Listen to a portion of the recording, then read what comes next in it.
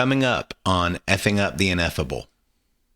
Nothing to there being, expansion packs that add, new functionality or whatever to the game. But every little thing is an add-on, right? Every little thing costs And I got to more be money. honest, I don't even understand how the base game is cool. Like, I remember playing, I think it was The Sims 2, briefly, right? And I think I did, probably everybody does this. This is what I did.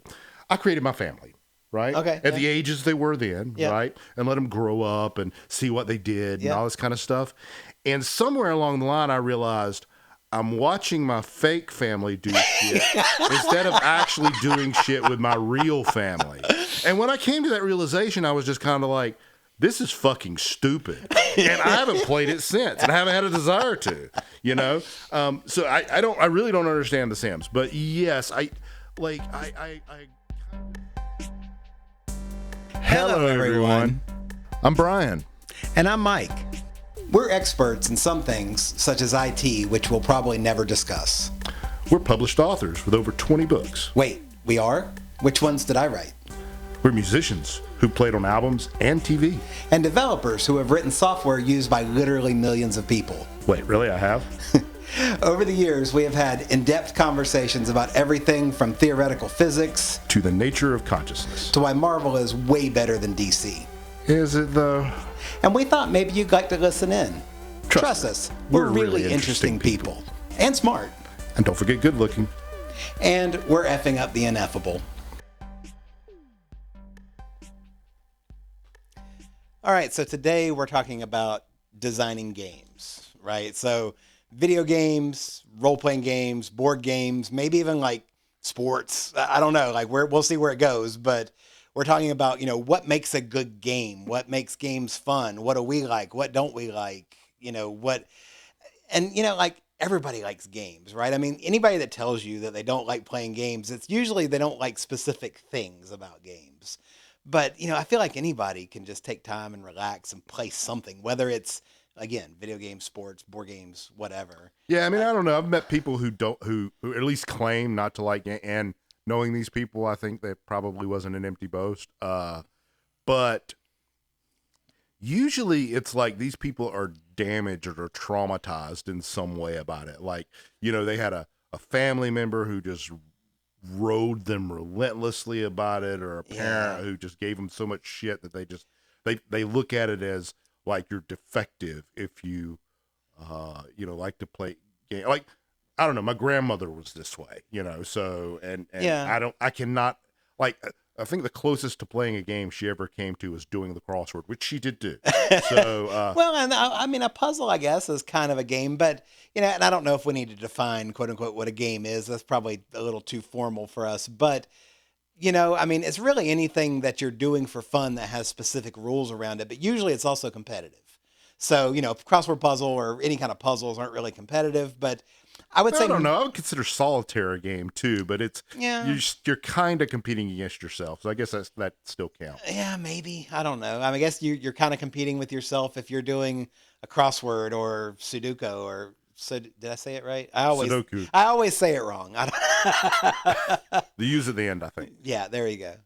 But yeah, so I feel like even those people that don't like video games or don't like role playing games, whether they think they're nerdy or they think that it's a waste of time or whatever, a lot of those people still like football or like baseball or other stuff like that. So they just like a different kind of game, really. I mean, right? And so yeah, I mean, while we're on sports, that's one thing that I really, really have a hard time understanding a lot of times, because I don't get the attraction of being so emotionally invested in something that has abso-fucking-lutely nothing to do with you. It goes back to, like, I mean, I do kind of understand it, intellectually, because it goes back to like tribalism, and it's the same thing that it's the same fire that you get with nationalism or with religion or with any of those other things. It's a us versus them kind of mentality that you just get invested into. I just don't understand how you got invested to it in the first place if you have nothing to do. People go like, my team or whatever. And they'll get into fist fights about this shit. And I'm like, you realize any of these players, if they saw you, would be like, I don't know that motherfucker. And, I don't care, Well, yeah. And when you talk about it being tribalism, I mean, it's absolutely what it is in most cases. I mean, most people who like a particular sports team, that they're rooting for the team, but they're not rooting for the individual players, the actual human beings. It's like if there's a player that's on your team that you really like, but then he becomes a free agent and goes somewhere else. Well, now you hate him, but some other guy came in that you used to hate. And now he's on your team and you love him. All you're doing is rooting for clothing at that point. You're not really rooting for people, I mean, yeah. Yay, clothes. but I know we're not really trying to talk about, whether sports are good or bad or whatever, but really it's about designing, the design of games, what we like and what we don't like. And you could, I guess, extrapolate that out to the rules of sports. And I think that's, what makes the rules of a sport or the rules of a game or a video game, any game, what makes them fun, what makes them feel fair, what makes you want to play them again. And what are the things that are just like the deal breakers? You see this in a game and you're just like, okay, I hate that, I'm not playing it. Yeah, I think the interesting thing about sports, and this does kind of dovetail. So there's really, all games are on a spectrum between skill on one side and randomness on the other. Luck. Yep. Yeah. And so one of the interesting things about sports is that sports are almost fully on the skill side of the equation. This could probably be a whole nother conversation, but I think I would argue with you about some sports that there are, like baseball, for example. You can have a 300 hitter, and it really depends on which 3 of those 10 hits or which 3 of those 10 at bats were hits and which weren't, and the sequencing of who got a single and who got a home run and in what order that can really change the score of the game and who wins and who loses. And sure, but there's a lot of luck that's involved in that too. I would say it's more circumstance and less luck. Like it's on the individual player's level, like how an individual player performs. I don't really believe that's up to luck. I think that's skill. Like even when they go through slumps and streaks, those are probably they're probably psychological manifestations. Yeah, I don't think whether they wore the same socks to the same 47. Despite how I know how superstitious baseball is. Yes. But despite that, I don't think that has anything to do with it. I mean, so you're not a believer. I get it. I'm not. But for the record, I'm the big baseball fan. He is not. I actually, out of all the sports, baseball is the one I'm most a fan okay. of. All right. I don't like any sports enough to watch them regularly, but baseball is the one sport I do actually understand and know a good bit about, and not like current players or anything, but I understand the game pretty well. And it's the one I play in video games. So if I'm playing sports video games, it's baseball. But I was thinking about this today too, and like one of the other, I guess, games I would say is fully on the skill side of the equation would be chess. Absolutely. Like there's nothing random in chess. It is literally, are you better than the person across the table? I mean, if it's random, then you're very bad. Because you're making, you know what I'm saying? No, you're absolutely right. You're making moves just because you have no fucking idea what you're doing, Right. Yeah. So, and there's probably a few games like that. I mean, most of those types of games, I mean, that you can kind of categorize. So you could take chess, but there's also checkers or Go or, Chinese checkers, other stuff like that, where it's purely you set it up the same way every time. And then you start the game, and it really depends on and what the rules don't change. Exactly. Yep. It's just what does the other player do and how do you react, and it's all up to that. So yeah, that you're absolutely right. That's 100% skill. And man, I went through this period not long ago where I started really learning how to play chess. And you're way late to that game. Like I get it. I guess okay. So short story long. My kids got really into it. Oh, I see. And I would beat them all the time. Mostly my two youngest. I would beat them all the time, but they really wanted to play. They watched videos on YouTube all the time about chess, and they kept practicing and they kept practicing, and then they started beating me. Yep. And once they started, they couldn't stop. They kept beating you every They time. kept beating me, and they kept beating me faster and worse, and I got to where I could never beat them, either one of them. So I was like, okay, well, I got to be competitive. So I started watching YouTube videos and practicing and all that other kind of You're stuff. doing this the wrong way, man. And I learned a lot. No, here's what you do. Here's what you do. You only play them online, and you get like a chess program on the computer. They just plug in what they do, and then you just do you know how many people do that? Like, that's crazy how much cheating there is. Seriously, it's crazy how much cheating there is in online chess. I mean, it's crazy. But anyway, but I love chess. I really do now. Like, and I'm not going to pretend like I'm some grandmaster or anything, but I think that there is just the level of which you can plan and strategize in the game. And just to your point, it's 100% skill based. There is no randomness to it. There is no luck. It is just purely, I mean, unless maybe you could say there's a tiny bit of luck if you're being randomly matched with an opponent, and maybe you get matched with somebody who their strengths, or rather I should say their weaknesses match your strengths or something like that. But when it comes down to actually playing the game, there's no luck involved in the rules of the game. So, it's great. Now, I will say, go the opposite end, and this is a kid's game, but Chutes and Ladders. Okay. I don't think I've ever played Chutes. Okay. Well, most people have played Chutes and Ladders.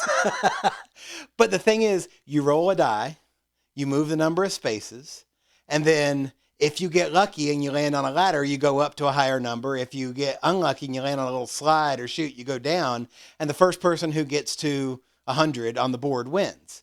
There is no skill whatsoever. It is literally 100% the roll of the die, and you hope that you land on stuff that advances you further. See, I was thinking about this today, and I was thinking in my example was going to be roulette. Oh yeah, sure.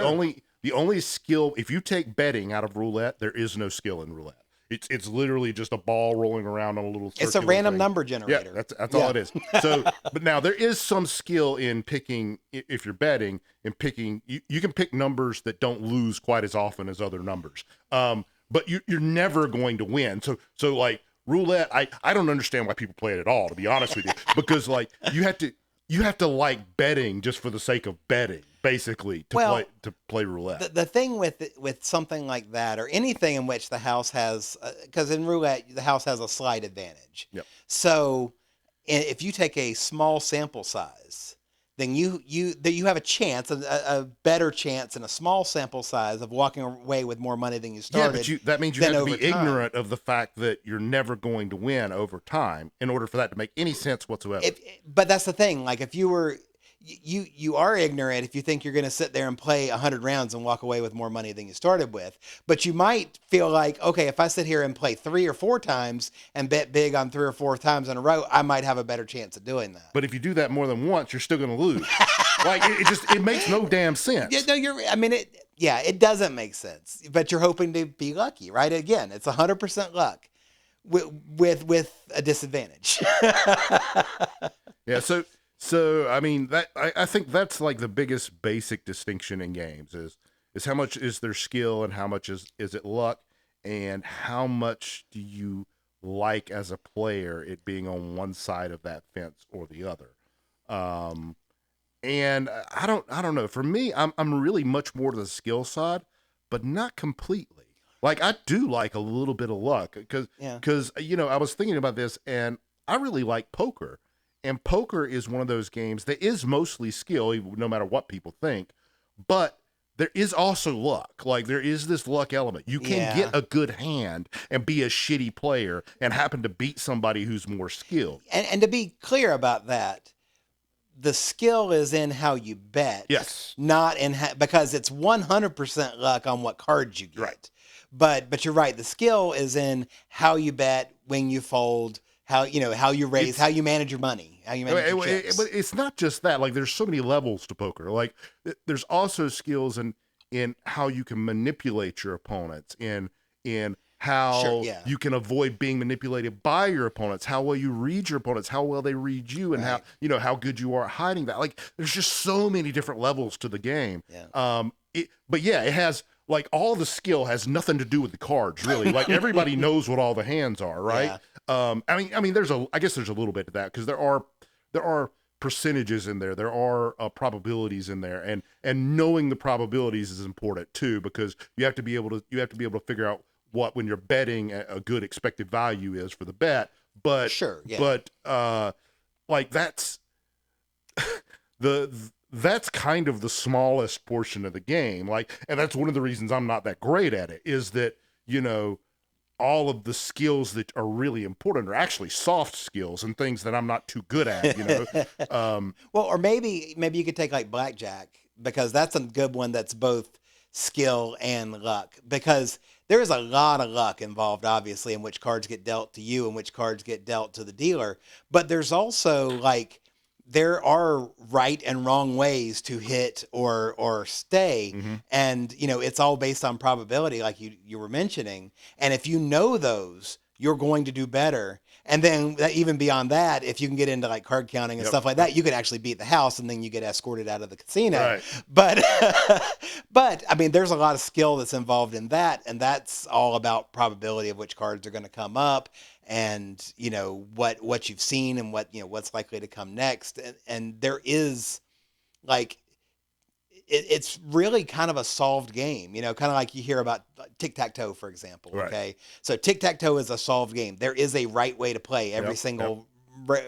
And usually you learn it by the time you're 5 or 6. Right. Exactly. Well, I mean, blackjack is solved in that, I mean, you're not necessarily going to win every time, but there is a right way to play every single hand if you know the rules behind it. So, so it is skill, but it's also luck. Well, see, what's interesting is that if you're going to go by that kind of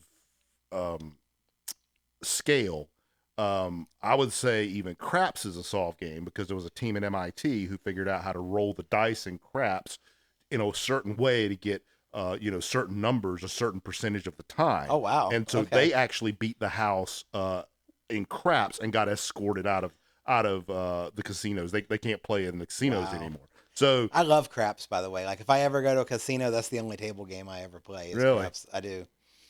Yeah, I do not play any table games at a casino. In fact, the only thing I've never done it, but the only thing I would ever even think of playing would be poker. And the reason I haven't done it is because I like to drink and I like to play poker kind of for fun, and I would lose an enormous amount of money.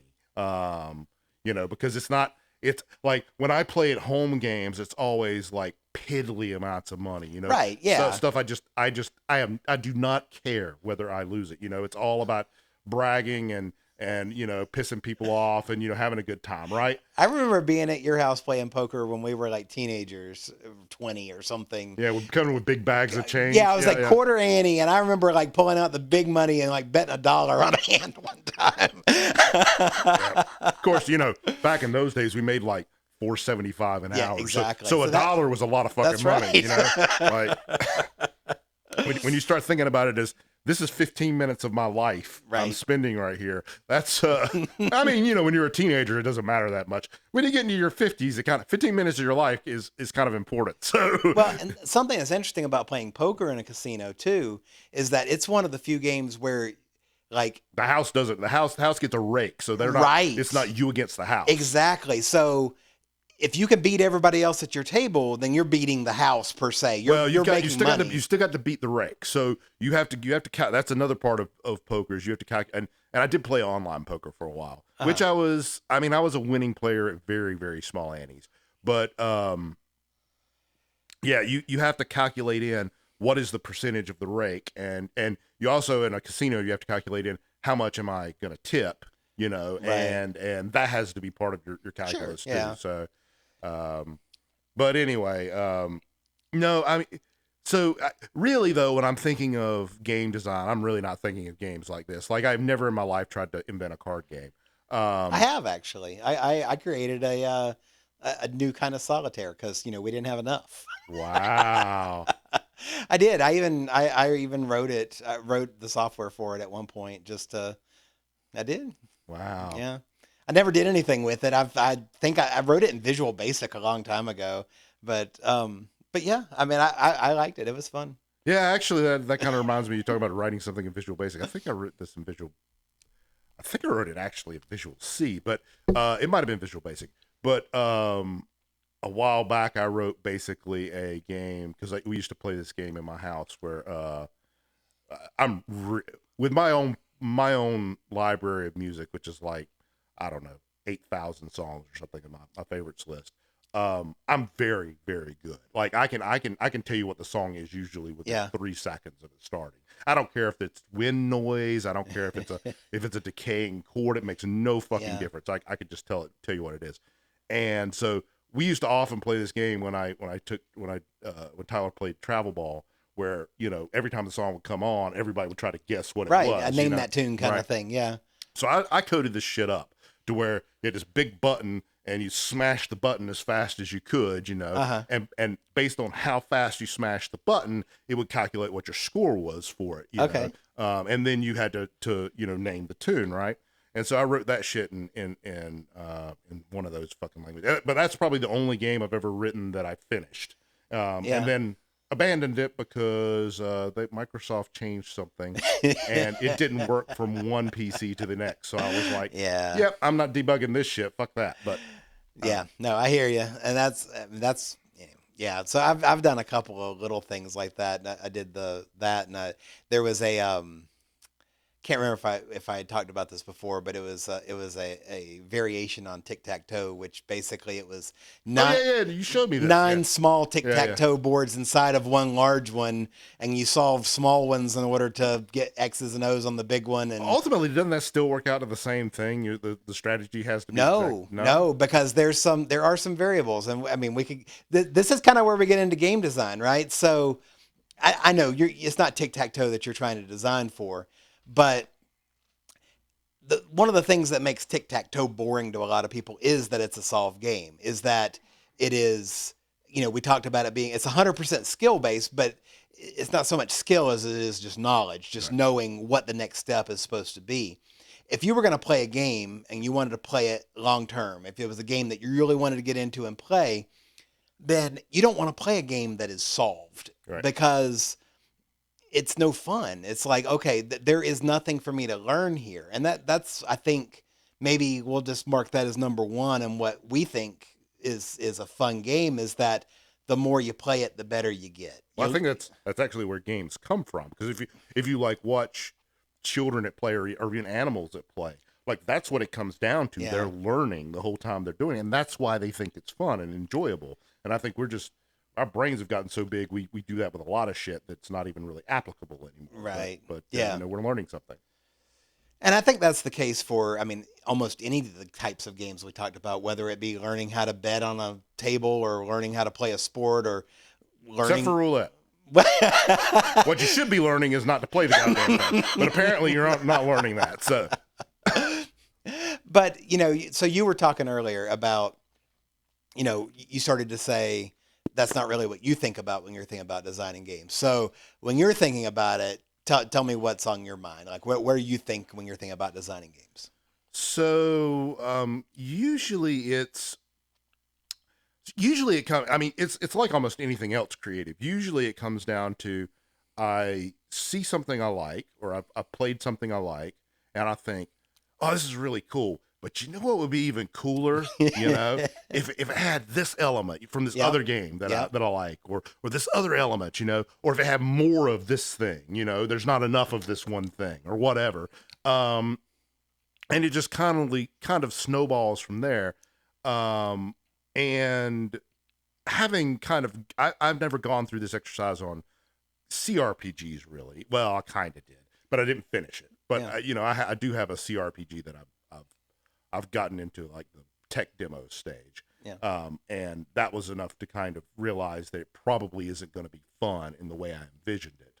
But I've gone through it with pen and paper role-playing game design enough to know that you can very quickly get to a place where it's not only not fun, it's not fucking playable. Like you can take something way too far, and there's a certain amount of restraint that you have to put in there to kind of kick that out. But I guess that's just a long way of saying I don't really have any like core principles that I've really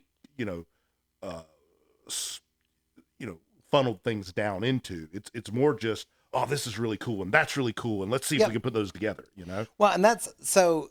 Sometimes I think when people are designing games, and again, I think there's a little bit of this. What is a game? Because there are a lot of video games that are billed as simulations, and you start wondering, is it a game? Like if I'm playing some city builder simulation, is it a game? Well, I have thought about this. I think really the big break point there, and whether it's a game or not, is do you have any agency? If you have no agency, it's not a game. If you have no agency, it's either a simulation in the traditional, view of that term. You know what I'm saying? Like hit the button, see what happens, see the end result. Right. So there's this website you can go to where you can pick a spot on the map to choose to drop a nuclear bomb. And you can choose where it is. You can choose the type. I actually have a game for that. Like it's not just a website. There's actually a Steam simulator. Okay. Well, it's just a thing where you can see like how far does the shockwave go out? How far is the? So you're manipulating a whole bunch of inputs to see what the output is. Is that a game? So I don't think agency is the only variable. I just think it's one of the variables. Okay. I think you could have all. In fact, I think it's probably one of the biggest variables. I think you could have all the other variables like competitiveness and whatever other variables we talk about. But if you have no agency, it's still not a game. Right. Right. Because you're not doing like. And sometimes and this is where sports gets weird because, or any kind of spectator version of this gets weird because I would say from a spectator perspective, it's not the same experience, and therefore it's not a game to you. It's entertainment. Well, okay. So this has become so big, especially in North Carolina lately, is betting on sports. Okay. Have you ever bet on sports at all? I'm assuming no, but I'm just asking. Hell no. I have actually, but only to a very small extent. But it takes you from being a spectator to now you're not playing the game, but you're playing a game. Yes, you're back to roulette then, or something similar where the only skill is in the betting portion. Right. Which and I guess depending on the sport, you could say it's more like poker, but I would say poker has a lot more dimensions than that because with poker, it really is very personal. Right. There's a very personal element to it. Whereas with this, you're talking about looking at statistics and probabilities and all that and that's actually how you get your edge. Yeah. And you're really trying to have a better edge than the bookies who do this shit for a living. right. Which means you got to get lucky. Then it gets back to, is it more luck or skill? And yeah, that's, but this world is filled with people who think that they know more than the experts because they watched a YouTube video. So that's I honestly, I think I would be interested in something like sports betting if it was more like poker in that you were going against specific adversaries. You know what I'm saying? Well, and they do have some things like that, like some of the daily fantasy stuff where you have to get more points than anybody else to win the high prize or whatever. Yeah, but I would want to know them. Like if I know Bob at work basically is lobotomized, right? Right? And he's gonna pick whoever has the number 6 on their jersey. Right. Okay. Then no matter what. No, he's got a number 6, he's gonna win. Roger that, Bob. I'm betting against you every time. I used to have a friend that ran this not for money, but it was just a pick'em site for NFL games. And his wife was one of the ones that would pick them, and she always just picked whoever had the prettiest helmets. She knew nothing about football. She did not do well.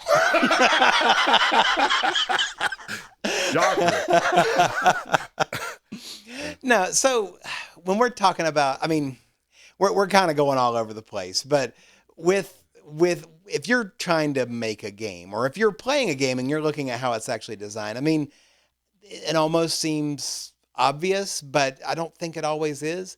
The game should be fun, right? Like it should be engaging and make you want to continue to play it. I think we've seen a lot of games that aren't that way for various reasons. But we've also seen the other side of that, like especially with the advent of mobile games. They've taken this to a level, it's not even games, Facebook and Instagram and Snapchat have taken this to a level that it's a science now. Like they actually understand what makes things addictive. They've studied Right. addiction Yeah. and have figured out a way to make it so addictive. Like, not to throw my wife under the bus here, but my wife has one of these games like this to where she, like, the whole game it's one of those idle games where you basically just, you're waiting for something to happen and then you can click the thing and do the thing, right? And like, she's just completely addicted to this thing. And I look at it and I'm like, I have no idea why this is addictive to you at all. Like, I can clearly see that this is the funnest shit in the world to you, but to me this looks like just a complete waste of time. I have no idea why it's fun. One of my kids loves those types of games too. And we joke about it being the big numbers get bigger game, because that's really all it is. That's exactly what it is. Yep, that's exactly what it is. In fact, I have one of those because it was for free on Epic Games, right? Yeah. It was Idle something or whatever. And so I'm like, all right, well, let's see what this is all about, right? And so I started, quote unquote, playing it, which is really just clicking some things, and then just waiting, right? Right. So I clicked the things and I waited, and the numbers went up. And I clicked the things again and I waited and the numbers went up and I was like, this is stupid. Let's shut it, like. But you're right. But so you're doing something that is releasing dopamine, right? I mean, that's the science you're talking about, is that you get this little reward from the thing that the click that you're talking about. The numbers go up and it gives you this little reward in your brain in the form of a dopamine shot. And you're like, okay, I want to do that again. And it kind of keeps you going. And there are all these different ways. You're absolutely right. I watched a documentary that was about, what is it? The Candy Crush. Yep. That I think I watched the same documentary. Yeah, and they were talking about all the things that they do in Candy Crush that's just built to keep you engaged, to keep you playing, and then hopefully that make you spend money on their in-app purchases and things like that. And it is a science. And we but I guess this is, because this kind of leads into something, one of the other elements, right? So you're saying this dopamine rush. So that's the reward factor. Mm-hmm. There's also a risk factor. Now, clearly to me, like my wife, clearly she likes games where there really is no risk factor. There's a reward factor, but it's basically impossible to lose. You just click the thing and the number goes up, I don't. Like, I don't know whether we're going to release this before or after the old school RPGs, but if you listen to that one, you'll realize I like roguelikes, in which case means I like shit with a big risk. Yeah. Like, I do like something where there's tension, and I'm like, because to me, when I succeed, knowing that there's that risk, the dopamine hit is much bigger. The reward feels much better. Yeah.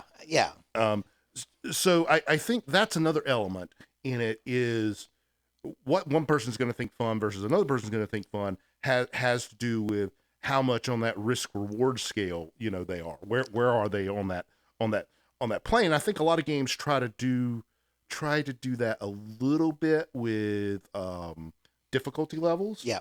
But in a lot of cases, to me, I don't like those, because in a lot of games, their difficulty levels are really kind of lazy. It's not like you're playing against a better player. What happens is the computer is either less handicapped or is more buffed. Like, they're just given free shit, your enemies have 25% more hit points now. That sort of thing. Right. Yeah. And to me, that's just not fun at all. That's like, they're cheating, basically. I'm letting the computer cheat. I don't want to do that, you know? I would rather have AI that is just more accomplished. Now, what I will say, and a lot of games I've seen that do this, like one of them, have you ever played any of the like Polybridge games? Have you seen those? Okay, so the idea behind, it's a video game. The idea behind it is that you have all these levels where you're trying to get a vehicle from one side of a map to another, and you have to build a bridge to get it there. Okay. And you have a certain number of materials and a budget to work with, etc. But there's a lot of different pieces to that and how it works, and it's very physics based, and all that kind of stuff. So it's kind of cool. It's kind of it's kind of like a puzzle game, kind of in the same vein of like the other side of Angry Birds, right? Where Angry Birds are trying to destroy shit based on physics. They're trying to build shit based on physics. Right, and I think the Polybridge 3 just came out not that long ago. So I mean, it's been fairly successful. and a lot of games do this, but it's like you have constraints that you need to work within, but then you see like leaderboards where you're comparing what you've done against other people, and it's like, okay, I built this for $40,000, and then you go and see somebody that built it for $16,000, and you go, how did they do that? And then it makes you want to go back and try harder. Right. And then you see some games that'll have like stars, like, okay, I got 1 star for completing it, Angry Birds but I style. didn't get the Yeah, 3-star right, version right, because I didn't do blah blah blah. I like that better than just like you talked about the difficulty levels where, okay, we're just gonna make everything harder and we'll give you. I guess I do too. My problem is I've almost universally I've seen that implemented in puzzle type games, because that's what you're talking about. These are puzzle games. Yeah, they're 100% skill based, and they're solved. There is a absolute perfect way to solve every single level. Yeah, Yeah. I don't like that. Like, to me, that's like, my mind just immediately, I'm you can call it lazy or you can call it efficiency focused, but my mind immediately goes to, if I want to solve this in the fastest way, I just need to look up the fucking answer. Yeah, I hear you. Well, so here's a different example maybe, and this is more down your alley. So imagine you're playing it could be a shooter, it could be a role-playing game or whatever, but you've got your main quest, whatever it is that you're trying to do, but you might have side quests or other ways you can go that may be more risky, but there are rewards that are worth it if you take those risks. Okay, so that's a good example. So because I have played several games like that. So one really good example, this is a fantastic game, is Faster Than Light. I've played that. Yep. So Faster Than Light, you can take riskier paths. You're going to get to the same place either way, but you can take riskier or safer paths, and you often get better rewards on the riskier paths, right? I like that. It lets you choose your own risk-reward ratio, and you get bigger rewards for bigger risk, which feels fair. And it's also not, like arbitrary cheating, for the AI. Going into it, if I go down this one path, I'm going to run into some nastier shit than if I go into this other path. I like that, Or, RPGs that'll let you go on and take on something that might be too hard for you at the moment, but you can go try it now because you know that the loot's going to be great if you beat them. But if you're not ready yet, maybe you can go do some other stuff and make it easier later on. One of the things I really hate about the later games in the Elder Scrolls series. Oh, I know the way that they do the level scaling. I can't stand fucking level scaling. And it's that's. So yeah, this is kind of like the different risk reward ratios for role playing games, because you've got really old school role playing games where they just don't give a shit. Like, it's like, you start in this little town, but if you want to go to the west where we told you not to fucking go, you're gonna get shit handed to you, but you can do it, And then you've got something like Elder Scrolls where it's like, yeah, we're just gonna make everything kind of, right there in the difficulty, in the sweet spot of the difficulty, right? And then you've got games like Final Fantasy where it's like, yeah, it didn't really matter what you do, you're not going to die. Like, you're always going to respawn at the last checkpoint, and you're going to be okay. And again, I find myself, I don't like the Elder Scrolls stuff because you never really get this really strong feeling of progression. Right. Everything's basically the same all the way through the game. And I don't like the Final Fantasy because, I really don't like the idea that I can't lose. But there's times when I wish the old school RPGs, had a little more options in them, to make it, I don't know, make the enemies a little more. Again, this is why I like roguelikes, because you never know what you're going to get. It's like a box of chocolate. Thank you, Forrest. I will not do the voice because man. then I'll get 47 people telling me how I'm an evil person. Even though Tom Hanks won an Academy Award for it, But anyway. Well, and you can take that idea of the risk reward to sports or other stuff too. I'm just going to throw a couple examples, but in football it's 4th down and you can punt or you can try to go for it. Sure. And, if you go for it and make it, then you are probably increasing your chance of scoring. But if you miss, then you're giving the opponent really great field position. So, it's that you're making that risk reward. Yep. Same thing with baseball, and you're choosing whether to try to steal a base or not, right? Yep. Or choosing whether to to pull your pitcher out or your starter out early and throwing a reliever. Exactly. Yeah. It's and since we're on baseball, that's one of the things I really like about baseball. Since your season's so damn long, you've really got to think about the long game here. You got to think about trying to keep your people healthy, trying to make sure you maximize your investment in all your players. It's there's a lot of constraints to baseball that I just don't see in football, which is one of the reasons I don't like football. Like football to me feels like, it's 16 games long. Like it's 17 now. Okay. Well, it's still not statistically significant. I don't give a shit what you're doing. Like it just isn't. So, yeah. But the thing with football is that it's just so violent that you can't play 6 games a week the way that they do in baseball. Sure. So, but and this is off on a different tangent, but I read something that said, the pads and everything is why football is so violent. Like the pads don't protect the players. The pads actually make it worse.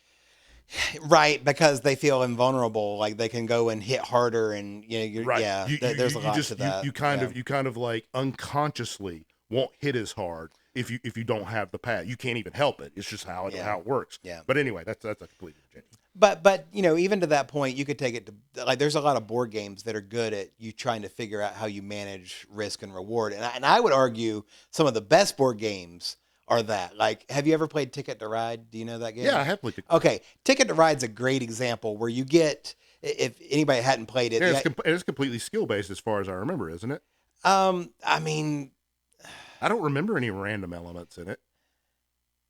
Yeah, I mean, the only random element is the board. You draw cards, so okay. Yeah, so there is the randomness of the cards, but it's, it's pretty skill based. Yeah. But the thing, one of the things that you have to do in that is you're trying to complete connections between cities, and at the beginning of the game, you're given a certain number of connections that you can choose whether to accept or decline.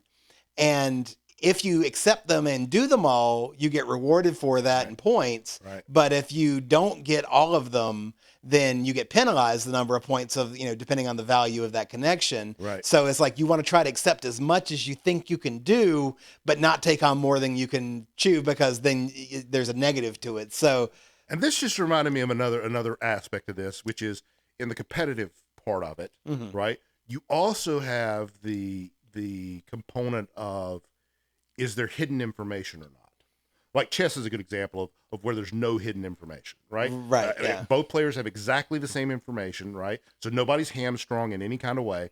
And then you've got something like poker, which is on the other end of that, right? Where, especially if you're playing like, say, 5 card, right? If you're not playing like, Texas Hold'em, if you're playing 5 card, then nobody knows what anybody else has, right? And there's no board cards. So basically you're just fucking guessing, right? You're completely hidden, and the only skill you have in being able to figure out what your other players have is your ability to read them, right. I can't, and the reason that this came up, I thought about this, is I can't remember in Ticket to Ride, do the other players know which connections you're trying to make, or do they not know? They do not. Have to guess. Okay, so see, that's right. good. That's a good incomplete information kind of thing, where right. they see you start making a path, and they have to decide, do I want to try and block this path, or right. or do I not want to do that? Yeah, and have you ever played Stratego? Do you know that game? I feel like I've played it once, but I don't remember. So if you think of chess, except for all the, in chess, pieces kind of have value, right? So obviously a bishop is worth more than a pawn, right. There are no points to it, right. But ultimately you want to get to the king and checkmate him, right? So Stratego is kind of like that, except for all the pieces are like hidden. So you have a whole bunch of pieces that each of them have a point value. And if you attack a piece with your piece, then whoever has the highest point value wins that battle, but you don't know what theirs is until you attack them. To use your knowledge of what has already been played. Exactly. And then there's other things there, but it's just like you were describing. It's complete hidden information, and you have to uncover it. But then, once you, like, let's just say that you attack somebody and they're a higher rank than you and you lose. Well, now you know where that piece is. So now I can take something that I know is higher than him and go after him, so you get that. It's kind of like, in that same vein, it's kind of like Battleship is another one of those completely hidden information games, Yeah. right? Yeah. You have no idea where their ships are, but eventually you will hit one, and now you've got some information you can work off of. Or the ultimate. You're talking about role playing games. Like if you're a player in a role playing game and you're actually playing anything, it's all hidden information. You're walking into a dungeon.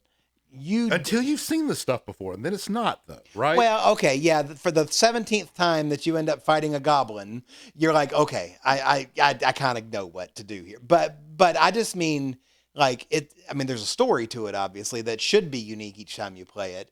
But if you have a good GM, even those things which are repetitive, which you have seen before, can be brought to you in a context that makes it different. They can, you know? and I'll say this also depends on your player, because I'm one of the shitty players that I'm bad about this, because I have almost an encyclopedic memory of stuff. So like I remember very distinctly we were playing one of your D&D campaigns, and we're in the middle of this big deep cavern, and there's a big pool of water, and this critter pops out of it that I can just see from your face that you think this is going to be something that's going to blow our fucking mind, right?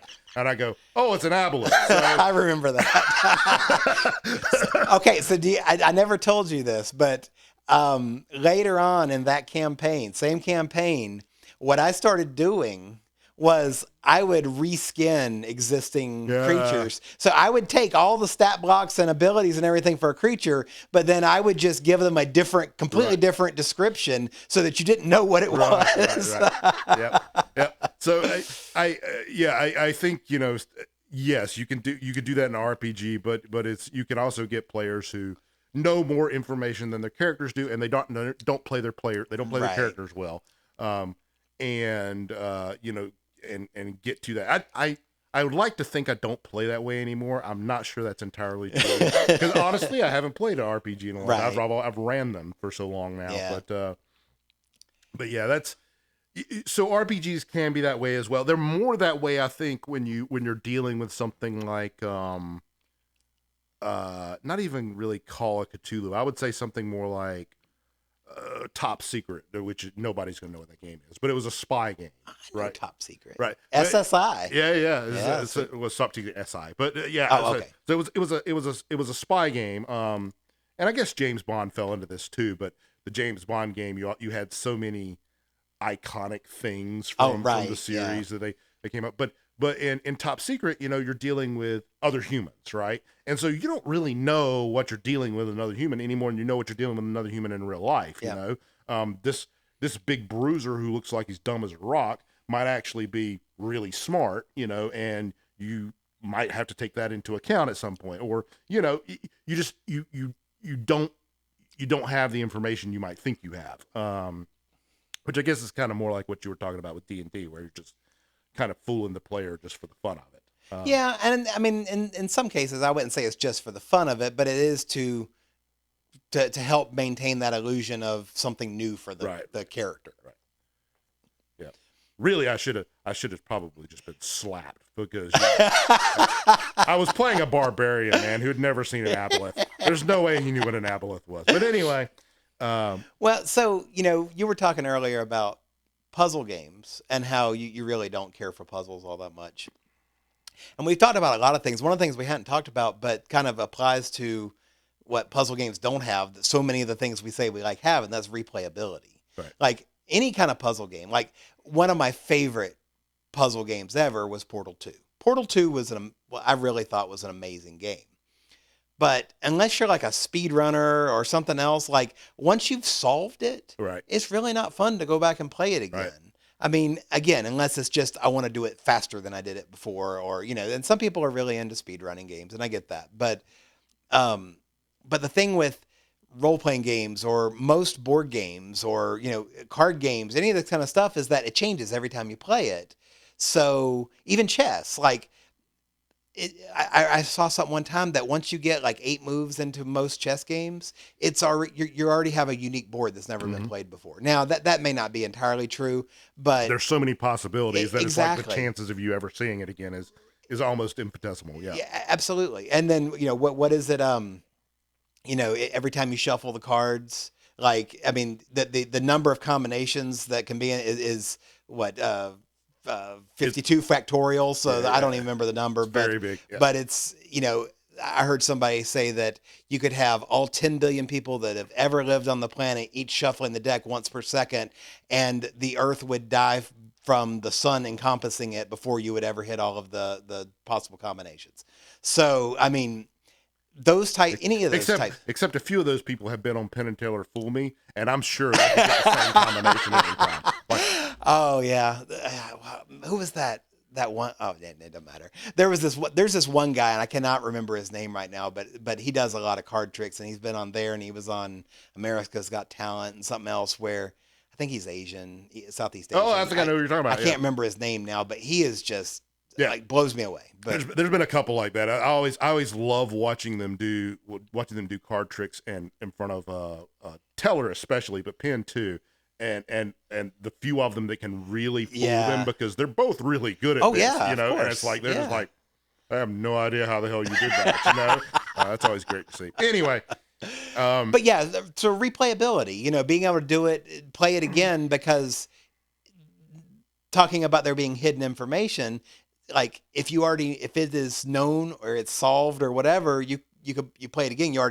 You played the first time and it was hidden, right. But when you come back to play it the second time, you know it all. Right. But on games that are replayable, then that's not the case, that you can go back and you can play it multiple times because you still get the same effect that you did the first time that you played it. Right.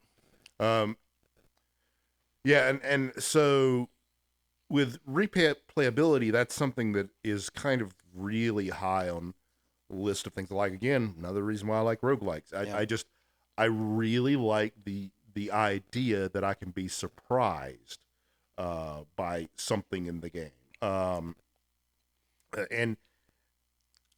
I guess, I'm kind of like, I like card games as much as probably anybody, but I prefer, one of the reasons I prefer computer games more than most other kinds of games, including board games, and I like board games. I got a lot of board games I really, really like. Mm-hmm. Is that there's so many more possibilities. You can get, like in a roguelike, you can get procedural generation of things that is basically just endless. Like there's an endless number of combinations, and you can almost always guarantee that there's still the possibility of getting surprised at some point in the future. And so I really enjoy that aspect of games. And, procedural generation is one of those things that has to be just right for me, because, like, the more that is procedurally generated, generally, the better, as long as it still fits some sense of what makes sense. Like, it still fits I don't want to say a template, but, like, it fits within the context, if that makes sense. Like, I think you and I were talking one time about games that have procedural generation, and you might have creatures that can be procedurally generated. But like, if you have a bunch of creatures on a planet that are procedurally generated and they have absolutely nothing in common with one another to the point where they don't look like they should even belong in the same space together, it almost like breaks it for me a little bit. It's like you need to have some temperance with the way that it's done, or continuity with it that I think it will throw me off if it's not. For me, No Man's Sky falls into this category. I've tried to like that game. I just cannot. Like nothing feels like it matters. Like it's one of those games where it's almost like city builders are to me now. Like I have a hard time getting into city builders for a different reason, but it's the same. Well, it's kind of the same reason. It's that I can't get to the point where I feel like anything matters. Like with the city builder, it's the progression of the game is always exactly the same. It doesn't matter what the setting is. It doesn't matter, what the obstacles are. Mm-hmm. It's always the exact same progression. You research shit, so you can build new shit, so you can research shit, so you can build new shit, so you can get to whatever the final form is, right? And with like No Man's Sky, I always felt like it didn't matter which planet I was on or what critter I was looking at or what I was scanning. It's all just fucking meaningless. Yeah. It's all just random fodder out of some little engine that I'm never going to see again, and who gives a shit, Yeah. No, I get that. And that was a great example of where procedural generation can kind of go wrong, because it can become like, unless you have any kind of meaning behind the things that are happening, then it just becomes, it's like a font, right? I mean, it's like the words are what matter, and you can just put a whole bunch, you can make it look like whatever you want to, Yep. but if you're getting, a speech reader to read it out to you, it's not going to tell you anything about the font. It's just going to tell you what it says. Right. And that's kind of the same way. It's like it really doesn't matter. It's decoration more than anything. Yep. And that's annoying. I mean, it didn't really add anything to it. I mean, sure, it might make it a little less tedious to see something new, but that only lasts for so long before you realize it's just the same old thing. Right. And I guess I would say on the other side of that, you've got things like Dwarf Fortress, for example, where they generate entire histories of civilizations and leaders and myths and legends and all this just deep lore out of nothing every time you play it. And I've only played a reasonable amount of Dwarf Fortress in the standard mode. I haven't played adventure mode very often. Honestly, I've tried several times and I have not been able to get started. It's just the initial curve is so severe. Yeah. But in any event, well, it's not really that it's that hard. It's the initial curve of bullshit is so severe. Like I don't know how to put this other than it's just like you buy all this shit to start out your expedition, kind of like Oregon Trail, right? Right. That's actually one of the things I like most out of Oregon Trail is the very beginning. But then you have to fucking equip it on all these people and figure out how you're going to tote it around and all. Like they've taken realism to a level to where it's so tedious to get started. Yeah. I just don't want to fucking do it, man. I'm just like, yeah, you know what? I'll come back to this later. Well, so I've seen a lot of games where it's like you have to go through some tutorial kind of thing to start with, and it's teaching you all these things, and some of them are good and some of them are tedious, right? And maybe it's fine the first time you play it, but then you go and start a new save slot or whatever, start a new version, and it's like, I got to go through this again. Right. And it almost keeps you from wanting to do it because it's like, I don't want to do all this crap again. Well, luckily, like most modern games have figured that shit out. You can cut the tutorial off on most of them. But yeah, a lot of those old school games were like that. Like, even fucking, what was it? Oblivion, I think, was that way where it was like, you always started off in the fucking, going to the, what was it? Was it a fucking a prison or whatever? Is Oblivion or was it Skyrim? That's Skyrim where you're in the wagon. You're finally awake. Fucking arrow to the knee and all this shit. Yes. And I'm just like, man, shut the fuck up and get me to the place I'm supposed to be. That's right. You gotta run from the dragon there for a little while.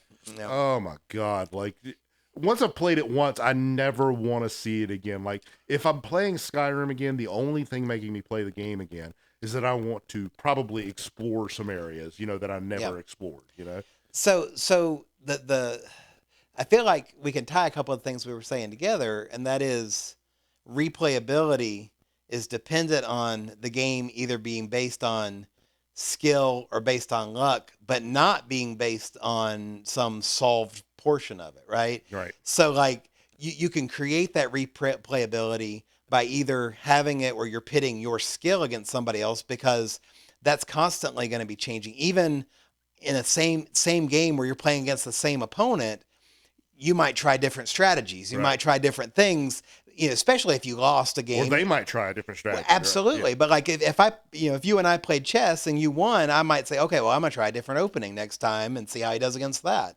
It gives a lot of replayability there.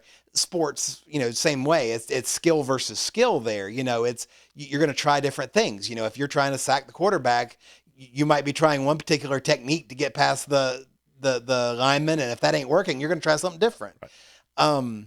But those games like puzzle games or anything else where it was unknown the first time you did it, now it's known the second time, and you don't have that replayability. There are some games that can add some randomness to it, or some not as much skill, but there are. I'm gonna take Candy Crush again, for example. Candy Crush, I don't even know how many levels it has now, but it's got something like 1,500 levels or more or whatever. Okay. And whenever you start it, when you start playing Candy Crush, it's the same levels each time, 1, 2, 3, 4, 5, 6, 7, 8, 9, 10, etc. And you go through like this little tutorial to play it. But the pieces that fall into place are not always going to be in the same place. The outline of it, like the level you're trying to beat, the goal is going to be the same. But there is some randomness to the pieces that fall in what order they fall in, so that it's not always the same solution for even for level 1. So I have played a game like that. The game I've Yeah. played is called my son actually calls it your Candy Crush game. Is Gems of War. Okay. And Gems of War is kind of like, imagine if Candy Crush had a RPG story and character progression behind it. Okay. So you get like weapons and you get like, companions and things Right. that have skills, and depending on the combos you make, you can do certain things to the enemies who also have those same kind of things, right? So yes, but I think we can actually consolidate this whole discussion, everything we've been talking about, this replayability piece, into one term, and that's novelty. Okay. Like, Yeah. there has to be novelty every Right. time you play it, or there's no point in playing it again. Unless you're just, unless you just, you have like, what is that, anterior grade amnesia and can't form new memories. Otherwise there's no point in ever playing it once you played it once. Right. And even in a case of like a speedrunner, the novelty comes from trying new techniques to get a faster speed. So it may not be the content of the game as Right. much as it is the skill that you're playing the game with, that you're trying different things in order to complete it faster or whatever. So yeah. And I mean, in the case of speedrunners, that's almost analogous to, certain types of sports, like some of the Olympic sports, like, sprints, for example. Oh, yeah. Like, Hurdles. Yeah. The path hasn't changed. Right. You're trying to improve your skills and improve your physical capabilities. Yep. So that you can improve your speed through that particular path, Yep. Yep. Yeah. And, novelty is a great word, because I've found myself, many times I've said that I myself crave novelty in things like that's, and that's the thing, like everybody I think wants to, well, I shouldn't say everybody, because that's probably, there are people that aren't, but like there are a lot of people that just want to experience new things in their life. That's why a lot of people go to games in the first place, is that, you deal with the crap of work or school or whatever else that you have to deal with, that you do because you got to do. And you want to lose yourself in something that ultimately doesn't really matter, but it's letting you experience something new and different and fun. And if it's not novel, if it's just, okay, well, I've just got to beat this same level that I've already beat, it kind of becomes more like the work. And that's like the fun, Yeah, I kind of feel like there's something here a little deeper too about in two dimensions actually. One is about people chasing novelty. I kind of feel like part of getting old is there are less things that give you that feeling. Like you accumulate all this experience and all of these things which used to be, have some novel, factor in it. Yeah. They just don't anymore. And so you can't get the same enjoyment out of them anymore. And you're chasing the next thing. And then there's a second thing you said that I think is even deeper, but really we don't want to go into now. And that is, you said you lose yourself in the thing. That's I think a very almost, wow, somebody didn't mute their phone. So I think that's a very almost Zen or meditative kind of thing, because it's like that is the point of so many of the distractions that we take on in life. It's like yes, you're unhappy or unsatisfied with some part of your life, so you intentionally do something to where you can, quote unquote, lose yourself for a little while and not think about anything in your actual life. Lose yourself in this fantasy story you're watching on TV, or in this baseball game, or in this video game you're playing, or whatever. Yeah. So you don't have to experience what it is actually like to be you right now. Yeah, and I don't feel like in small doses that's a bad thing. but I feel like that is somewhere. I mean, that's where you start talking about addictions Yep. at some point, whether, because it's not just all those things you described. It could be alcohol or drugs or pornography or other things that people get, gambling, Yep. other things that people get addicted to, and you do lose yourself in it. It becomes the most important thing in your life versus all those other things that actually are important and, that you need to help sustain you and, those Yep. types of things. So, Yep. and there are people that get addicted to games, get addicted to video games. I mean, I know that I've had times in my life where, there would be a particular game, and granted, I think I've matured past this at this point, but um, where like I wanted to put everything else aside because I wanted to go play that game. It was an addiction, absolutely Yep. was, and like I'd be lying if I said that I hadn't called in sick to work I was at just thinking. I times was just thinking the same thing. because or like there was one point where like I was dating a girl and I would rather play this game than go out with her or that kind of Oh stuff. man, that's almost like that's almost like saying your dick's too small to a guy. Saying that to a girl. I didn't tell her that. No, but I mean, but I recognized it as a problem, and I think that you were talking about how there's a science behind the addictive nature of some of these games, and like you look around at anybody, like I don't know if anybody that rides bus or train or you're sitting anywhere where there's people standing around waiting on anything, lines or whatever, and like you look around and 75% of the people around you are looking at their phones Yep. while they're doing it, and we have time to kill sometimes, and filling that time's fine. And if it's Candy Crush or whatever it is that you're filling your time with, that's fine. But how many people do you see that are also doing those same things while they're driving or while they are, trying? I've been in situations where I'm talking to somebody that I really want them to pay attention to me and they're looking at their phone, or, and sometimes it's important stuff that they got to look at, but most of the times it's not, Well, this is something that really became. Man, we're off on a big tangent. But anyway, there's some. This is something that really became obvious to me when I started, spending a lot of time around my great nieces, because I started seeing how I had to be really deliberate and mindful about this because I started seeing in myself, the times when, I wasn't super interested in what they were doing, Yeah.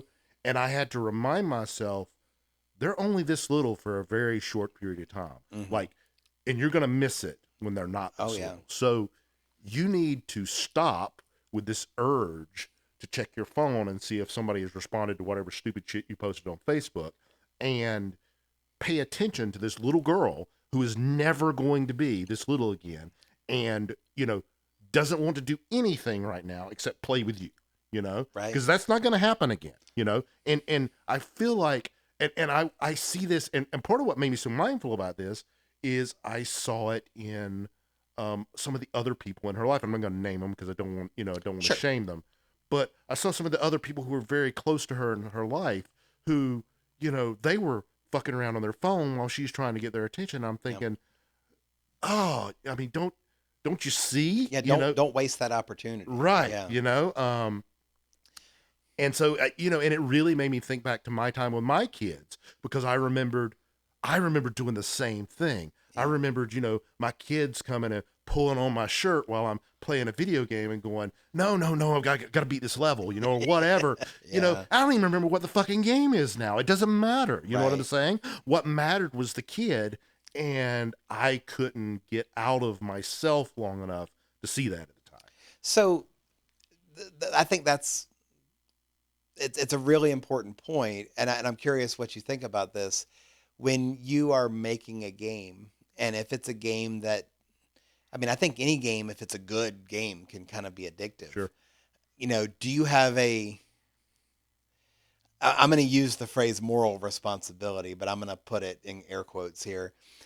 Uh, you see a lot of games that will come up and tell you, you've been playing for an hour. Do you want to take a break? You see games that do stuff like that sometimes. Like, do you feel like that's something that I think that's too nanny state, man. I think ultimately, when you get right down to it, Nothing in life is meaningful. Nothing is meaningful. There is no meaning. Okay? So Something has meaning if you give it meaning. but nothing has meaning intrinsically, right? Your life doesn't have meaning, my life doesn't have meaning, the world doesn't have meaning, the universe doesn't have meaning. It's all just random fucking particles in space.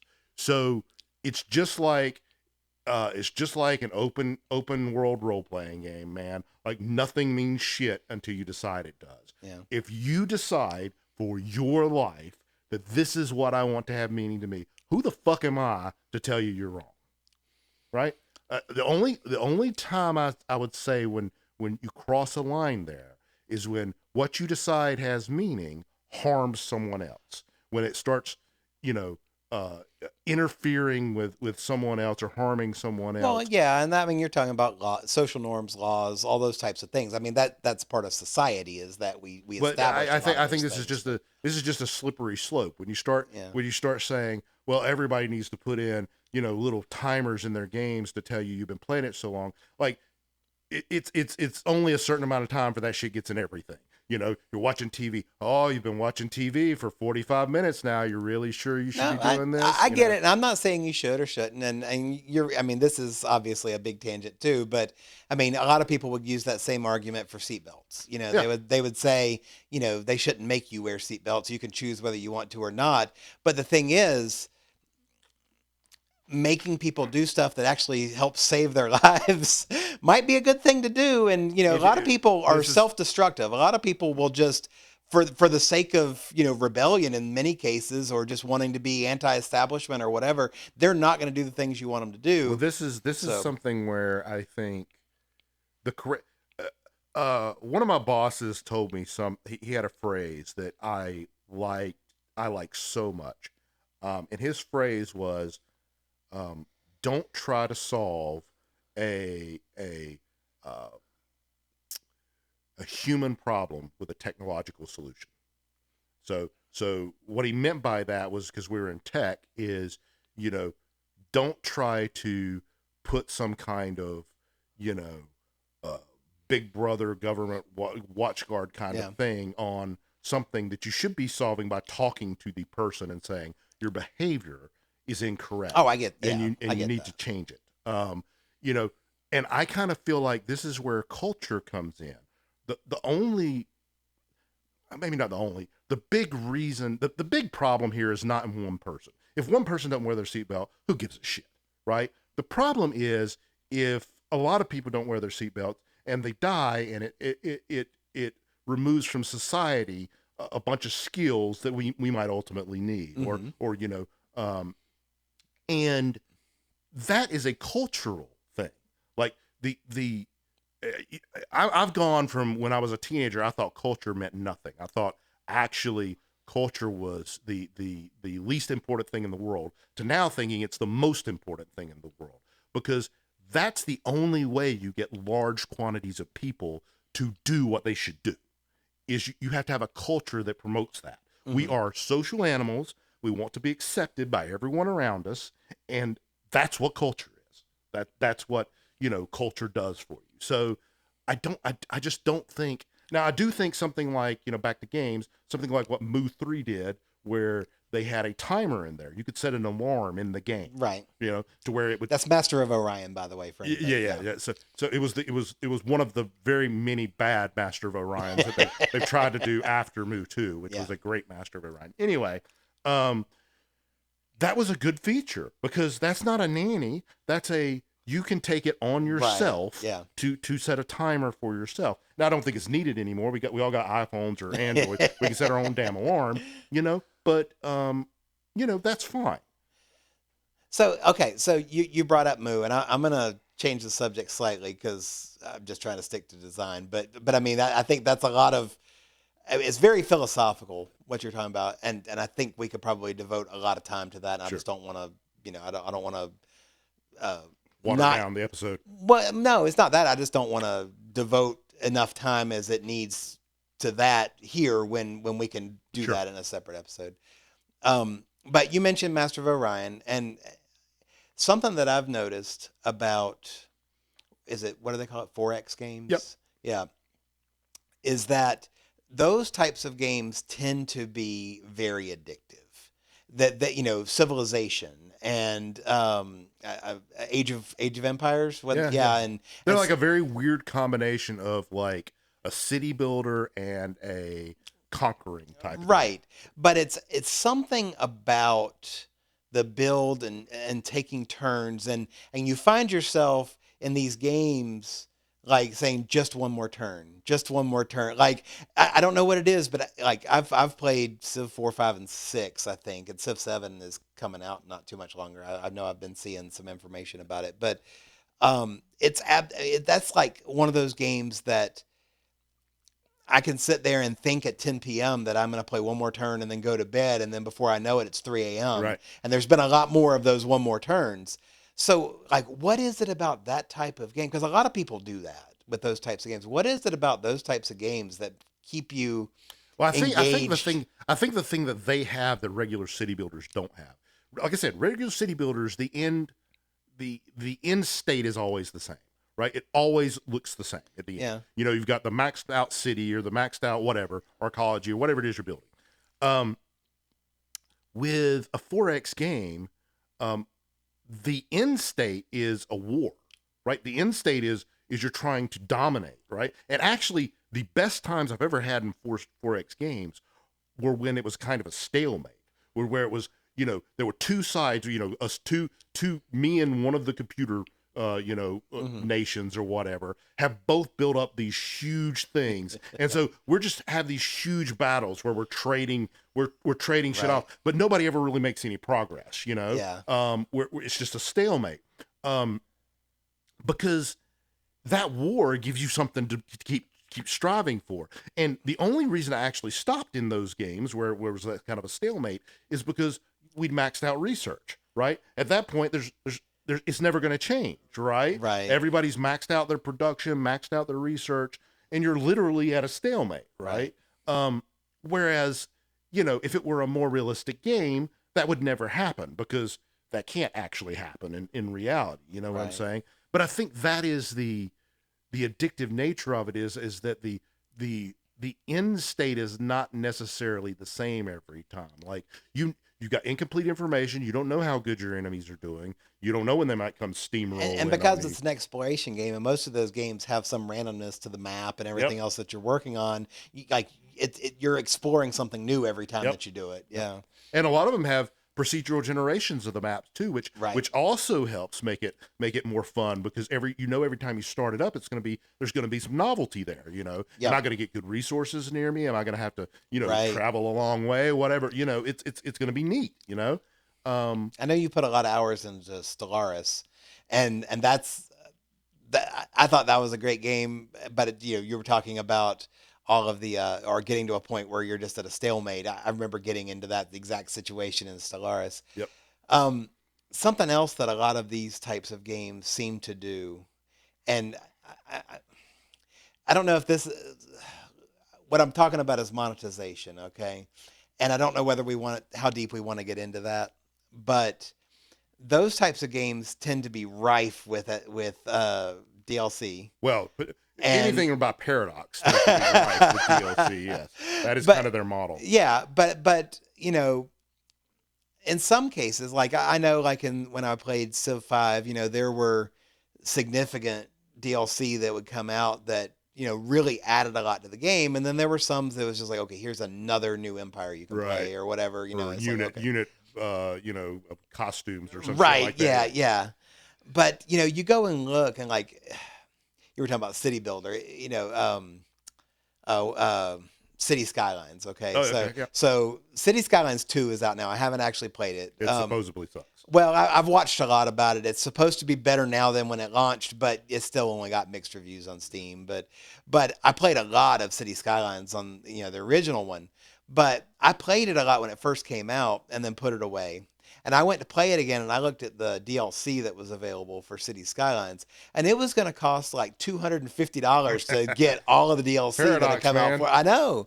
Well, that's Colossal Order. Oh, is it? Yeah. I thought it was distributed by Paradox. Okay. Well, maybe I'm not sure, fault. but Colossal Order is the developer anyway. Yeah. So, But yeah, and it's like that. That's like, okay, never mind. I don't want to play. That took me out of it. So when you think about designing a game, whether that be, I mean, and you can see the same thing. I mentioned Ticket to Ride. There are expansion packs for that, or for like Exploding Kittens, or for what's the Cards Against card? Humanity. Yeah, Yes. exactly. Like all And these. those are, man, they're worth every dime. You would there's very few evenings that are not enlivened by getting a little bit sloshed and pulling out some Cards Against Humanity or Joking Hazard. Either one. Oh yeah, I've got that one too. That one's pretty funny. Oh. But like it, like to you when for me personally, so you've got kind of three ways that you pay for games, right? You've got the initial purchase of a game. And in some cases, it's a free to play game to start with, but we'll just, whatever that is, $0 to however many dollars. And then you've got in-app purchases. So that's, to buy resources, to buy cosmetics, to buy whatever And I'm it is. completely against those. I despise. And then you've got what I consider DLC, which is bigger than an in-app purchase. It's more of a, here's new content for the game that is not required, but, kind of lets you further expand playing the game. So I mean, just to kind of take your question and run with it, I despise in-app purchases for one reason only. It kind of incentivizes the game developer to create a game that is too hard to play without forcing you to pay to win. Yep. So just on that philosophical framework alone, I despise in-app purchases. DLC, I feel like if it really adds something significant to the game, if it's really, really good, I'm okay with it. What I really dislike, and this is really the paradox crutch, is a lot of the DLC I see, especially if you see a game that has like 400 different pieces of DLC. Yeah, Sims. Yeah, like these are things that if you really think about it, they already had on the design sheet when they designed the game. Like these are just things that it was almost kind of like they said, okay, what would be the greatest game we could create? Okay, it's got all these features, right? Okay, which of these can we strip out and sell later, right? And just what's the core, the smallest core we can give a user to where they're not going to feel cheated, right? And then we can still charge for all this other shit, right? And so that's it's still kind of a philosophical boundary for me, but it really comes down to, like, if I see something, I'm kind of like you, if I see something and it's $200 to get the full edition of the game, and they're like Paradox, and they don't ever come out with a complete edition until it's like 7 editions down the line. You know what I'm saying? Yeah. Like, I think Crusader Kings 2 just now got the complete edition. I think they're on 5 now, right? So if it's one of those situations, then I'm pretty against it. I'm pretty much out. Yeah. Well, so like we were talking about Cards Against Humanity. Like, first of all, like the base game has to be playable and fun. Like whatever it is that you're getting, like if you can't actually play the game and have a good time with it without the DLC, then it shouldn't have been DLC. Right. So that's the first thing. And there are some places that'll do that. Like they'll give you a base game that's just kind of boring, and they're like, but you get this DLC and it's great. It's like, okay, leave me alone.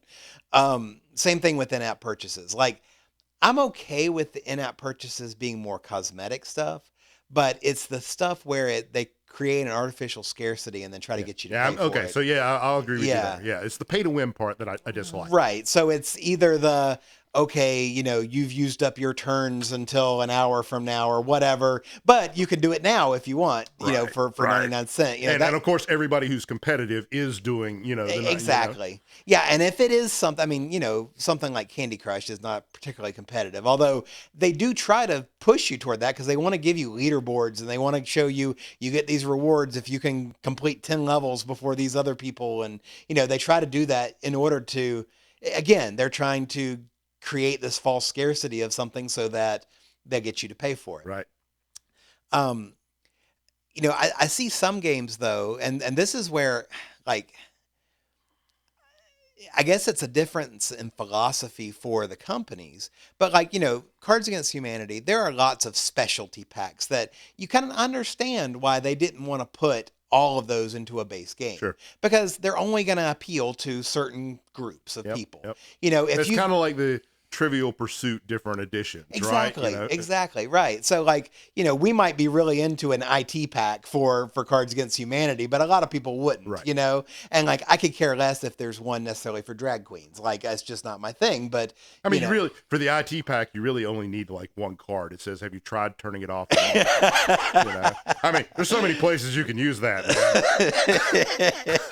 man. No, but I'm sorry about your mother. Have you tried turning it off? I mean, anyway. but for other games, like particularly in video games, right? Some games will come out and the publisher will continue to release updates to the original game for years. Yep. You mentioned No Man's Sky, and it's either for you or not for you. I'll give them credit for that. But it came out, and for a long time, and they're still doing it. They release big updates all the time. Like I want to say at one point I'd heard like there were 17 large updates that had come out for the game, and none of those have cost anything. But then, just like we were talking about earlier, you've got something like The Sims 4, where like there are literally, like if you go to the page, there are literally like 200 plus DLC items that you can buy for The Sims 4. And it's everything from like very minor cosmetic things that cost next to nothing to there being, expansion packs that add, new functionality or whatever to the game. But every little thing is an add-on, right? Every little thing costs. And I got to be honest, I don't even understand how the base game is. Like I remember playing, I think it was The Sims 2, briefly, right? And I think I did. Probably everybody does this. This is what I did. I created my family, right? Okay. At the ages they were then, right? And let them grow up and see what they did and all this kind of stuff. And somewhere along the line, I realized I'm watching my fake family do shit instead of actually doing shit with my real family. And when I came to that realization, I was just kind of like, this is fucking stupid. And I haven't played it since, and I haven't had a desire to, So I really don't understand The Sims. But yes, I kind of agree that again, it at some point you feel like you're just being taken advantage of. Right. Right. You feel like, these developers knew when they built this game they were going to do all this shit, and they just didn't do it so that they could suck more money out of you down the line. Yeah. And I don't know. For me personally, there's several games where they've continually released updates. And I tend to like whenever those developers put out a new game, I'm right on it, man. Like I'm even if I wouldn't normally be interested, I'm probably more interested than I would normally be, because I just know they're going to do a good thing. You feel like you're being dealt with fairly, right? Like Cyberpunk 2077. Oh, absolutely. Yeah. And I personally, I think it's one of the best RPGs I've ever played. Yeah, but I mean, when it came out, it was train wreck. Yes. But that's CD Projekt Red, isn't it? Yes. Yeah. So CD Projekt Red has a long history for that. Like again, Witcher 3, right? One of the best RPGs I've ever played.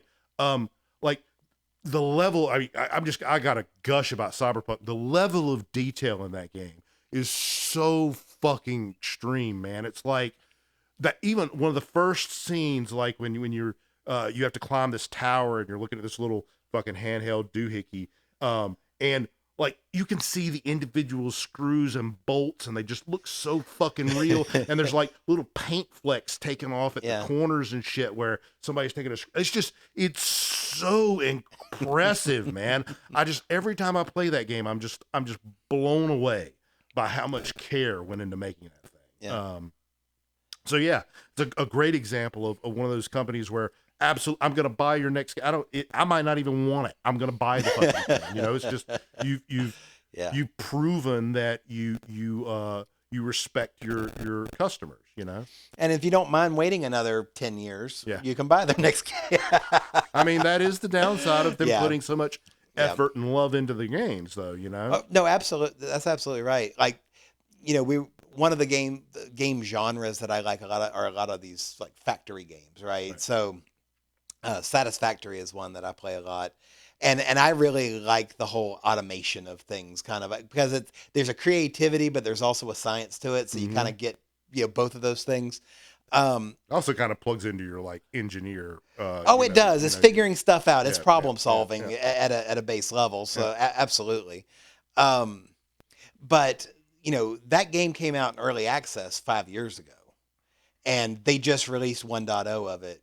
But that's the entire time. Like I bought it 5 years ago when it came out, and it hadn't cost me a penny. And they've just keep putting out. It's Coffee Stain Studios did that, same ones that did Goat Simulator. If you ever played that Wow, classic, really? I would have never guessed the same studio did those two games. It is though. It is. But like you could tell they've put a lot of care and love into the game, and it's never cost them. Hang on, I've never played Goat Simulator. Is the whole game you just running from the farmer with his dick out? Like, is that the whole game? No, but you do get to ram things. And like I've never played it, but I watched one of my kids play it, and like there is a thing where like you have them like ram a gas station gas pump, and it blows the gas station up, and just all sorts of stuff. That's kind of fun. So. But it's just another one. Like they put out updates for 5 years on this game before they did the quote unquote official release, and there were regular releases the entire time. I think there were, update 8, and those are big updates, came out before 1.0 came out. So like that was like 9 releases over 5 years that were big releases that added content to the game. So, I really respect that company, and when they finally had their 1.0 release. Like there was a lot, like it was a big release with a lot of new content that you didn't even know was going to be in there. It was like this big surprise, it was like, oh, that's awesome. Right. And, it made me respect the company a ton. And again, they're a company that does a great job of like social media and, putting out, like they wouldn't just have release notes. They would literally have like YouTube videos where they would show you, here's the new stuff that we're going to put into this Right. release, and, here's what it means to you, and, all that kind of stuff. It was just really cool in the way that they did all of that. So, Right. that's a nice to have. And so kind of the opposite of that. And I don't know if you've ever kind of gotten into this type of thing, but, a lot of MMOs, like I played EverQuest 2 for a long time and haven't in a few years now. But when I did, like you bought the game, and then there would be an expansion the following year, and then another expansion the following year. And at some point, and they did this with EverQuest as well, but every year there would be an expansion Right. that you had to buy. And it would usually do things like increase the level cap and give you harder areas to go to. And like, if you wanted to stay, like if you were a Competitive. hardcore player, if you wanted to stay competitive, if you were a raider or, anybody that was playing in-game content, you had to buy it every Right, year. because they gave you something in there that was over OP in some kind of way. Where we had Yes. So this is why I quit playing Hearthstone. So I Okay. played Hearthstone for like 5 or 6 years, and I got good at it. Like I made Legend every season. And I had like 2 decks I did this with. And I never spent. I won't say I never spent it. I spent $7.99 when I first started to get the beginner pack or whatever the fuck it was, right? And I never spent another dime. So 5 years worth of being able to play the game for $8. For $8, that's value. I That's like value for money. And I had a blast. I loved the game. But it got like 2 years ago. It got to where a new season's like every month or something. Yeah. And it got to where every time a new season came out, well, they don't do this it's like, I think it actually is a season. Once every 3 months, they'll put out a new pack of cards, right? Yeah. And every time they did, they started putting out a new something that was so OP that it would just wipe the floor with literally everybody else's deck. Right. And so you would have to wait usually months until they nerfed it back down to the point to where you could be competitive again. And it got to the point where even then you couldn't be competitive because they introduced some new keyword or some new something that just completely leveled the competition, or squashed the competition, right? And I just got so pissed off, I was just like, I'm never playing this game again, ever. Yeah. Like, I just don't give a shit. You're not going to force me to buy something every 3 months. I'm just not doing it. You Well, know? and the bad thing about something like EverQuest 2 was that you had to pay a subscription to play the game. Oh, right. On top of right. that, right. So you're paying monthly, and then you have to buy the expansion. So it's almost the opposite of all these companies that have put out all the free content for over 5 years. And this is back to philosophy, but yeah. This is all driven by this corporate philosophy that we have now, where the stock price must always go up. And the only way you can do that is you have to keep increasing consumption or reduce expenses. One of the two. You got to do one side of the board. So, it's and both of those things lead to bad results. Like, it leads to either what you're talking about here, where they just start being predatory to their consumer base, or the other side, they start fucking, cutting off their staff, and you get a worse product. Right. Or both. Yeah. Right. Yeah. So, well, and then there's all the companies that will put out their collector's edition versions of games and things like that, where it's like, okay, you can buy the base game for $60 or $70 or whatever it is, or you can spend $170 and get some, digital doodad in the game, or, it's just like, you got to be kidding me. I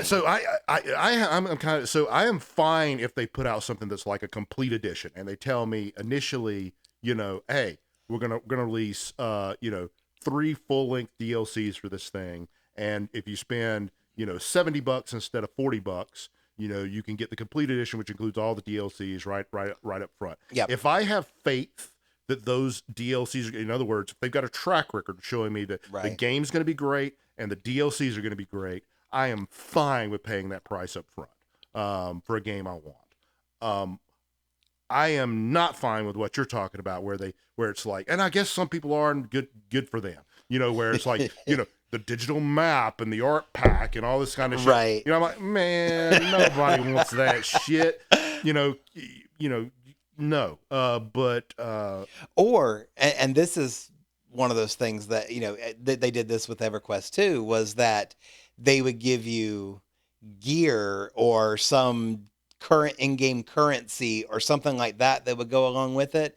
And then it starts gearing more toward the whole pay-to-win thing. It's like the only way you can be competitive is if you buy the collector's edition version, or you're going to be behind everybody else until you can figure out how to, And in many cases, it's like if you're actually a hardcore player, you're going to get something better than what they're going to give you in that anyway. But you got to feel like you got to get that head start. You got to, you got to get it day one, and you got to have a leg up on everybody. And that's the people they're aiming for. Yep. So, So I feel like we've covered a lot of ground, even though we've been all over the place. Yeah. I don't really know how to sum this up other than to say, I think game design is so difficult because everybody has different preferences. It's just like anything else. Like, you've got different risk reward ratios. You've got different amounts of time people are willing to put into it. You've got different amounts of agency people want out of it, different amounts of novelty. So there's just a lot of different components that go into it, and that's why there is no one perfect game that everybody loves. Right.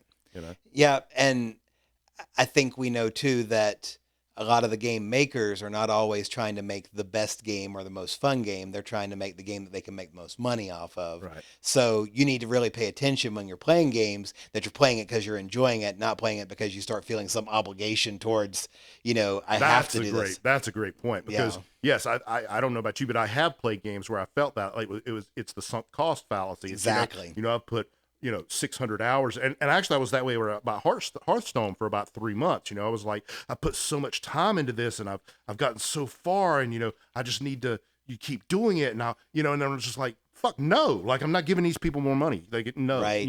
I'm not going to do that, Yeah. I played EverQuest 2 for 15 years. I mean, it was a long time, and I've got all these max level characters with great gear and all this kind of stuff. And like, I mourned that when I said I was going to quit, until I realized that they were not going to be, great characters as soon as the next expansion came out. And I was like, I don't want to slog through another expansion. I'm done. And, that was kind of where it was. So, yep. So yeah, it needs to be for, if you're playing a game, it needs to be for the right reason. And I think you need to go into it, from, again, back to philosophy, with open eyes. Like, You're doing this to escape from something. If you're doing that for a little while and it's enjoyable to you, that's fine. But if you're doing it because there's trauma in your life that you just don't want to address, maybe you ought to stop and actually think about that for a Right. little bit and try to instead of trying to escape it, try to maybe see if there's some way you can improve your life. Yeah, I agree.